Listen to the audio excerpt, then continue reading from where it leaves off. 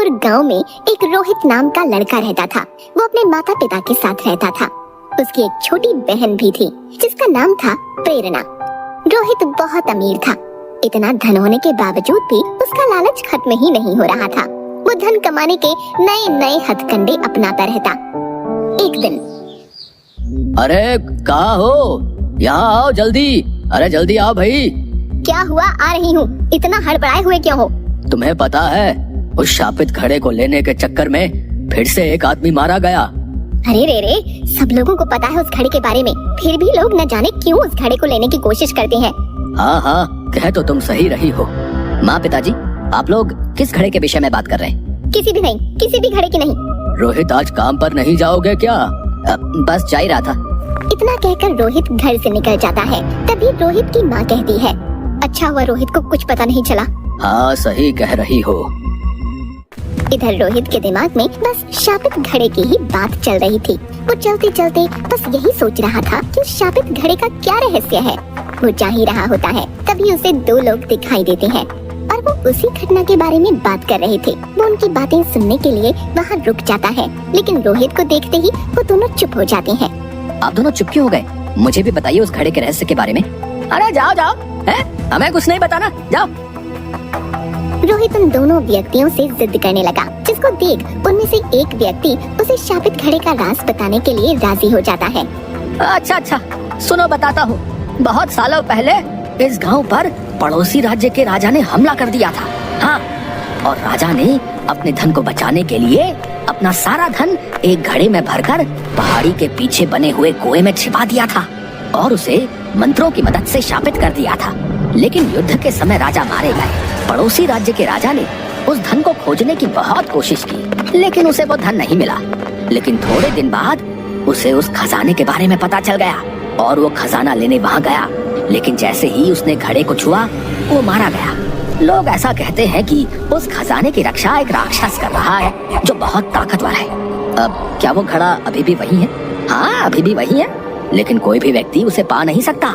जो भी वहाँ जाता है वो राक्षस उसे जिंदा नहीं छोड़ता। हाँ, अब अच्छा, अब मैं चलता हूँ। इतना कहकर रोहित वहाँ से आगे बढ़ गया और उस घड़े के खजाने को लेने के बारे में सोचने लगा। वो दफ्तर पहुँचा और काम करने लगा, लेकिन उसके दिमाग से खजाने की बात गई ही नहीं। वो रात में अपने घर लौटा तो देखा उसके माता पिता कहीं जाने की तैयारी में खड़े हैं। उनको देखकर रोहित ने पूछा, माँ पिताजी, आप दोनों कहाँ जा रहे हो? बेटा, वो तेरी नानी की तबीयत अचानक खराब हो गई, हम वहीं जा रहे हैं। तुम अपना और प्रेरणा का ध्यान रखना। ठीक है माँ, आप लोग जाइए। हाँ माँ, आप लोग जाइए ना। रोहित को इससे अच्छा मौका नहीं मिलता उस खजाने को लेने जाने का। ये सुनकर दोनों घर से चले जाते हैं और इधर रोहित अपनी बहन से कहता है, प्रेरणा, चलो जल्दी से मुझे खाना दे दो, मुझे कहीं जाना है। इतनी रात में भैया कहाँ जाओगे आप? अब कहीं नहीं, तुम बस जल्दी से खाना दे दो। ठीक है भैया, मैं अभी लाई। प्रेरणा खाना लाती है और दोनों खाना खाने के लिए बैठ जाते हैं। दोनों खाना खा ही रहे होते हैं कि तभी रोहित कहता है, प्रेरणा, मैं खाना खाकर जा रहा हूँ, तुम सो जाना। इतना कहकर रोहित वहाँ से निकल जाता है। प्रेरणा के कई बार पूछने पर भी रोहित ने उसे कुछ नहीं बताया। उसे अपने भाई की चिंता होने लगी और वो अपने भाई के पीछे पीछे जाने लगी। और थोड़ी ही देर में रोहित उस पहाड़ी के पीछे पहुंच गया और उसके पीछे पीछे प्रेरणा भी वहां पहुंच गई। उसे पहले से ही उस जगह के बारे में पता था। उसने अपने भाई को रोकने के लिए उसे आवाज दी, भैया, रोहित भैया, रुको ना। रोहित आवाज सुनकर रुक जाता है और देखता है कि एक लड़की उसकी तरफ भागी चली आ रही है। तभी प्रेरणा भागी भागी रोहित के पास पहुंचती है। प्रेरणा को देखकर रोहित को गुस्सा आ जाता है और वो कहता है, तुम यहाँ क्या कर रही हो? तुम क्यों आई हो मेरे पीछे? भैया, आपको पता भी है इस जगह के बारे में, चलिए आप यहाँ से। तू जा, मैं आ जाऊंगा थोड़ी देर में। नहीं भैया, आप चलिए यहाँ से। कहीं आप उस घड़ी से वो शापित खजाना तो लेने नहीं जा रही? हाँ, मैं वही खजाना लेने जा रहा हूँ। इतना सब कुछ तो है हमारे पास, आप क्यों लालच कर रही हो? चलो ना। प्रेरणा ने उसे समझाने की बहुत कोशिश की, लेकिन रोहित नहीं माना और आगे की तरफ चलने लगा। प्रेरणा भी उसके पीछे पीछे चलने लगी और थोड़ी ही देर में वो उस घड़े के पास पहुँच गए। तभी रोहित बोला, प्रेरणा, तुम चली जाओ। नहीं भैया, आप भी चलो। ठीक है, मत जाओ, यहीं रहो तुम, मैं कुएं के अंदर जा रहा हूँ। प्रेरणा वही कुएं के पास रुक जाती है और रोहित उस कुएं के अंदर जाता है।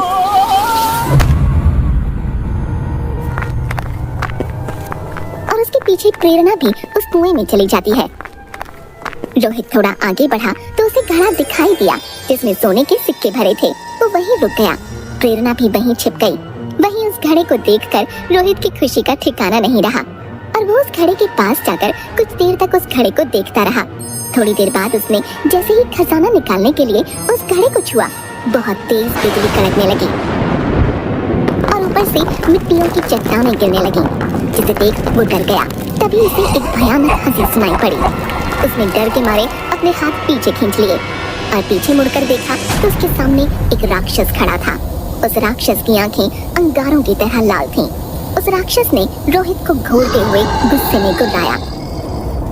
दुष्ट व्यक्ति, तेरे पास किस चीज की कमी है जो तू यहाँ आया है? तेरे पास सब है, फिर भी तेरा लालच तुझे यहाँ खींच लाया। राक्षस की ऐसी बातें सुन रोहित डर से कांपने लगा। डर से कांपते कांपते उसने कहा, मुझे माफ कर दो, मुझे माफ कर दो। मैं कभी भी ऐसी गलती नहीं करूंगा। लालच करने वालों के लिए मेरे पास कोई माफी नहीं है।